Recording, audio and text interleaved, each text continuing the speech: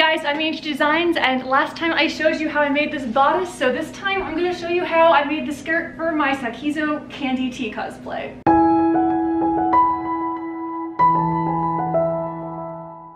Okay, so to start off for cutting this, nothing is actually pattern pieces, but it's all measurements because almost everything is rectangles and squares. So I have the measurements, I've done a mock-up, and I know that these measurements work. So now I just need to cut it out of my beautiful linen fabric here. So first I'm gonna start the skirts because they're obviously the biggest. Like, these are very large pieces and they're the ones I need to worry about first. And then I can worry about the trim that goes on the bottom, which is gonna be the little scallop trim. And then I can worry about the waistbands and the pocket. So, oh, and the placket too. But first I gotta get these guys trimmed out. So what I'm going to do is I'm going to take my ruler, I'm going to take my fabric, gonna lay it out. I'm going to measure the width, and I'm going to see if I can just pull instead of having to actually cut. But we shall see if the linen will be able to handle that well. But this should work quite nicely. So I'm going to go ahead and do that.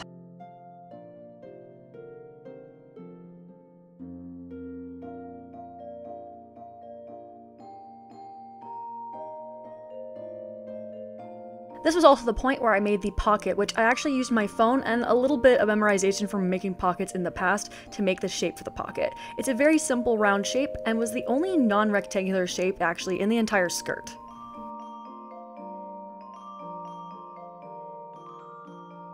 Okay, so I now have all the pieces nicely all cut out and some of the edges serged so that they're nice and clean when I go to work on them. I'm actually really happy with how well I managed to cut these pieces. Like, they are reasonably straight, and after a serge them especially, they're straight pieces, considering I cut them out when they were terribly wrinkly. So that is just a skill I have learned over time, to cut things out like accurately while it's wrinkly. Thank you, college, for that. But now I'm at the point where I can actually start sewing the darn thing. So my first step will actually be to add in some pockets. I'm using side seam pockets on one side because the other side's gonna have an opening, a placket, and I've cut it along the selvage edge because this here does not fray.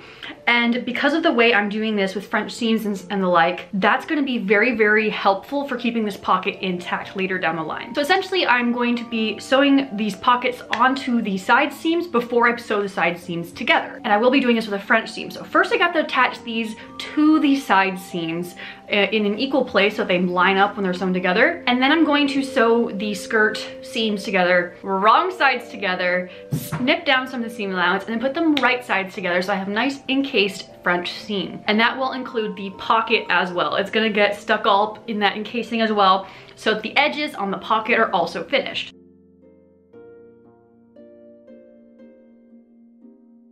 So with the pocket now done on one side, my nice little inseam pocket, like, look how satisfying that is. My little pocket is now done, and now it's time to deal with the left side of the skirt. It is so big right now. It's just this big old fabric tube. It's crazy. Anyway, so this side I have gone and done the French seam as well. And I've left a little gap opened here. What's very nice is, again, that selvage edge is coming in clutch because it just keeps it all nice and clean and everything. But I've decided I'm gonna put a placket side because I don't want to put zippers in this costume because it just doesn't fit the vibe. And plackets are everywhere in like historical skirts. So we're gonna put a placket in this. So my placket is a piece of bias that I've cut, and now I'm gonna just put it onto the garment, essentially. I'll show you how I do that, but essentially it's a bias application, just a much wider one than you usually see. So I'm gonna go and apply that. We're gonna put, might do some hand stitching, I'm not sure, depends on how I'm feeling, how I want the finish to look, but yeah, gonna apply the placket and see how it looks from there.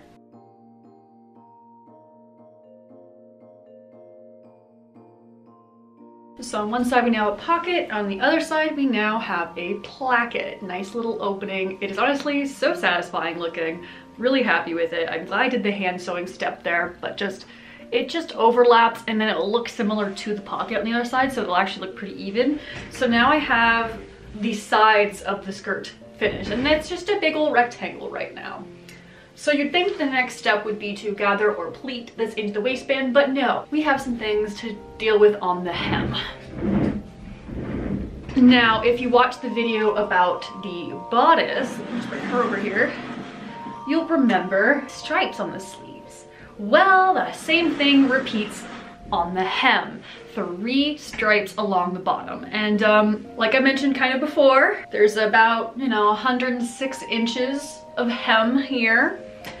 And I need to do 3 of these, and each one of these is stitched twice. So once on the top, once on the bottom to keep this stitched down nicely. So I have a lot of top stitching in my future. Okay, so the next thing I need to do is get out my chalk again and do exactly what I did for the sleeves, but also on the skirt this time. And what I did in the sleeves last time was I would mark my parallel lines of where I need to sew on my very fine 1/8 of an inch wide ribbon. So basically I'm going to mark my lines with the chalk, and that chalk is exactly where I'm going. I'm not going to be pinning it ahead of time. I am just going to be going in, tracing my line, and then as I go, placing down the ribbon. It should actually be easier on the skirt because it is all square and straight. There's just a lot more of it.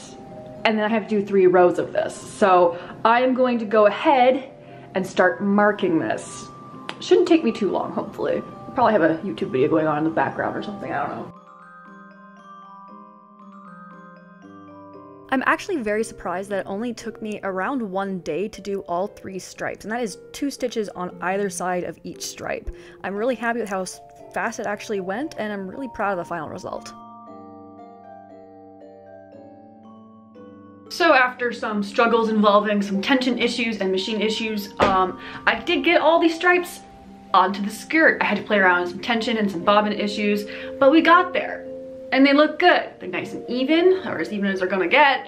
And yeah, that's a big part of the skirt done. Which means now I need to go on to the next part, which is the scallops, which I'm already predicting will take much longer than the stripes did. Essentially, I made a separate facing, which I first need to put together. So there's 4 pieces that are exactly the same, and there's gonna be 2 pieces once I sew them into loops. So there's gonna be 1 loop and a second loop, and then I need to sew those together in a scallopy shape by essentially making them like a lined piece. I'm going to be doing some measuring, some calculations, and a lot of circle math apparently. I do have a little cup that I'll probably use to mark out the shape and chalk it onto one side of the scallops. So in order to draw out my scallops, I essentially took the little pattern template that I made and started tracing it out with chalk, as you can see me doing here, placing my little template on the very top line of my facing piece and then tracing. And this was repeated over and over.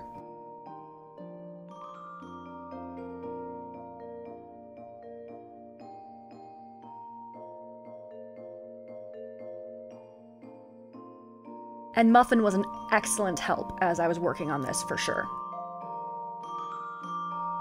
Once all the scallops were drawn on, it was actually time to take it over to the sewing machine, because these lines that I drew on would be my templates or my guidelines as I stitched on the scallops. So I pinned my 2 loops together, and then I started to top stitch on the scallops. Here you can see that I pinned each one through the middle of the scallop so the pieces would not shift as I sewed them. And then I brought it to the machine and worked around every corner, bringing up my needle and my presser foot as I needed to get around those sharp points and the nice curves of the scallops.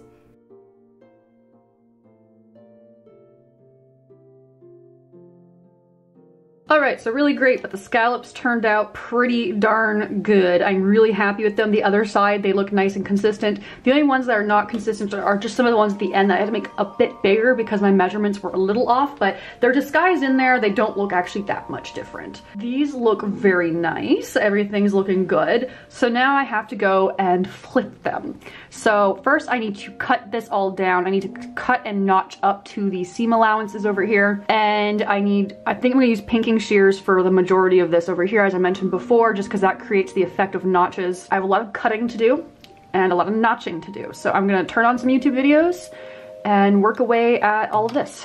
So the edges are all now pinked and all cut into. So now I need to pull this all inside out and hope that it doesn't fall apart on me. So I'm going to start pulling it inside out and very gently smoothing out the edges, and I'm gonna go take it over to the iron and try to press out the edges so they're all nice and flat. And we'll see how that goes, and we'll decide where to go to from there.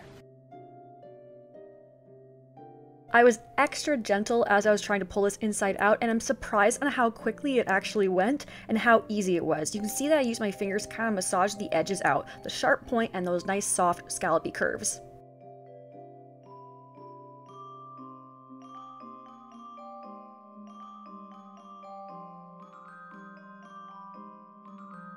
Okay, so this actually works. I haven't pressed it yet and it's already looking pretty good. So I'm really happy with this. I just need to get some of the edges out a bit more, but I'm gonna go press it now and I should have nice, beautiful flat scallops. I'm really happy with this. I'm almost done the skirt, you guys. The scallops look good. They're all nice and pressed now. I am so happy. They're nice and even, they're beautiful. Now I just have to sew it to the hem of the skirt, which is sitting over on the ironing board over there. So first I've got to line these up, pin them together, sew them together, press it, and then I can start pressing up the seam allowances and hand sewing. And that area of the skirt will be done. But yeah, I'm so happy with how these, I was worried about the scallops, I'm not gonna lie. But you know what? They turned out really cute and now I just have to attach them. So that's pretty exciting. I thought this would take me like 3 days, so I am doing awesome. Honestly, at this point, is it even an Annie Chi Designs video if I'm not doing an abundance of hand stitching? So this was done so that you wouldn't see any visible stitching along this facing, the scalloped facing. And I really like this effect, as mentioned in many more videos on my channel. But I really like the effect, and even though there was over 106 inches to do here, it was just very satisfying and surprisingly went quite quick because I really have gotten efficient at doing this.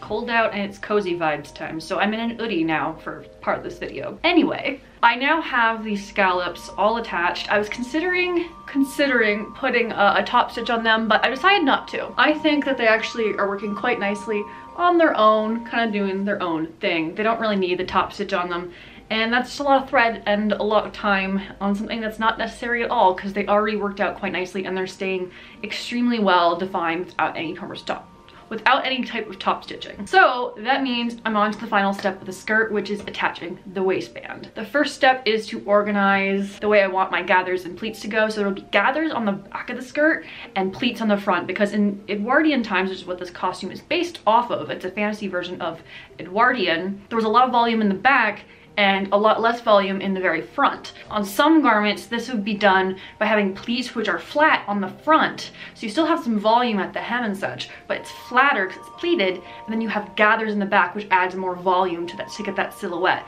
Especially because this character is kind of meant to be like a young girl. They wouldn't necessarily have a very flat front, like they wouldn't have a non-pleated front. I've seen some extant garments from this era that do just have like a full piece that's just pleated, so that's kind of what I'm going for. It's kind of my reference, my justification for doing this style. I want that Lolita silhouette, despite this not being a Lolita style character. I want that fullness at the hem when I move, but I didn't want I wanted some pleats at the front. The front of the waistband, I'm gonna have to pleat in and do some measuring. The back, I'm gonna have to do a ton of gather stitching. So I'm gonna go onto my machine, do 2 rows of gather stitching, pull those gathers into the waistband. That's a lot of gathers into a very small space. When I did it on my mock-up, that proved to be the case. It makes quite the silhouette though when I'm done. And then I'm going to figure out the size of my pleats based on my waistband.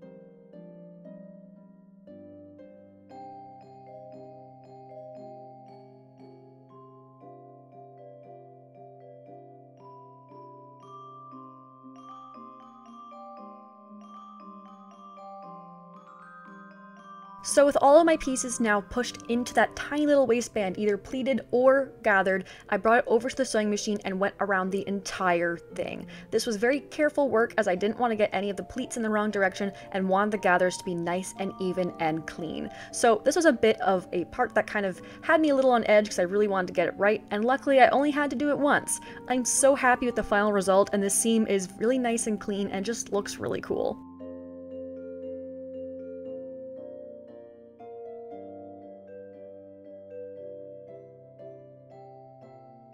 And to finish off the waistband, I decided to hand stitch the inside instead of slipping in the ditch because it would be easier to control and I wouldn't get in the way of the gathers or possibly accidentally tuck them away or anything. This way was the cleanest and easiest application I could think of.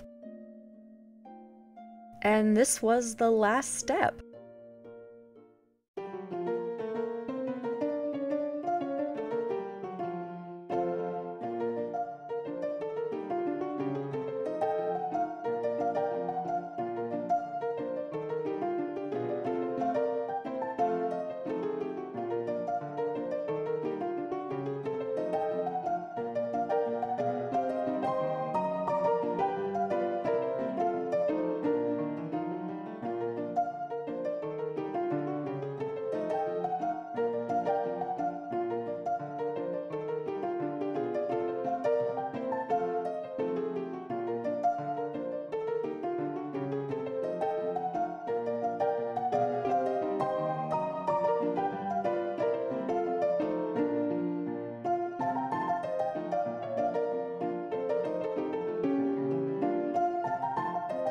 So the skirt is now done. I'm super happy with the results. I love the way the silhouette ended up turning out. I love the way it's working with all the other pieces, which is why I decided to put it all on to kind of show you guys how different it looks with all the pieces on. The silhouette is actually kind of almost a Lolita vibe, which I love because of course this creator, the artist Sakizo, is definitely inspired by Lolita fashion, it would seem, or at least the same influences that influence Lolita fashion. So I love that it is kind of like an Edwardian version of Lolita fashion. I love the silhouette. I got the shape here, have the right shape to go into it. I'm just super happy with it. I love the giant pocket. The pocket is wonderful, and it's just all the squishiness I wanted in this piece. Like, it's so squishy. Now that this particular piece is done and the base dress is complete, what does this mean? Well, it means it's actually time to start working on the next piece. The big piece, actually. I mean, the dress is technically the big piece, but there is an apron on this dress, which also has ruffles along the neckline. There's something along the waistline. There's a lot going on. More scallops. Get ready to see me do even more scallops, because this apron has it all. And I want to try some different techniques out on this apron because the apron is purely decorative and it's where the artist really went ham with details because it's just right on the front of the dress. I can't tell you when the videos, because yes, there'll probably be more than one because of some of the techniques I'm trying out. Cannot tell you when necessarily those videos will be coming out, but be sure to like, subscribe, and all that good stuff because they will be coming out. I have a lot of motivation to keep working on this. I'm feeling really good about it. I feel amazing in this. I'm so proud of it. Like, I did all these scallops. I did all these lions and stuff. And it's looking really good and I'm really proud of it. So thank you so much for watching. I hope you've enjoyed coming on this little adventure with me, and I guess I will see you in the next video. See you guys later.